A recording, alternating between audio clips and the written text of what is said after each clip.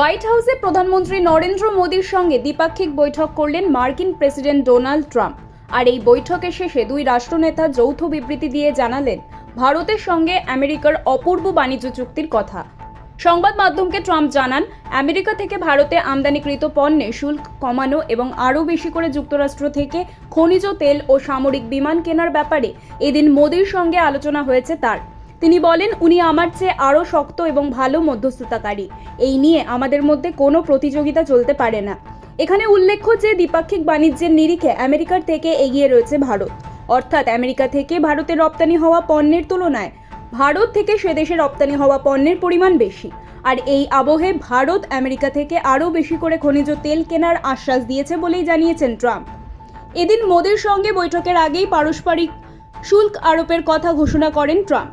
তিনি জানান, ভারত আমেরিকার পণ্যের উপর যে হারে শুল্ক চাপাবে সেইভাবেই শুল্ক আরোপ করা হবে ভারতীয় পণ্যের উপরেও। ভারতে আমদানিকৃত আমেরিকান পণ্যের শুল্ক হারকে খুব বেশি বলেও দাবি করেন তিনি। ব্যুরো রিপোর্ট, আর ভেনম নিউজ।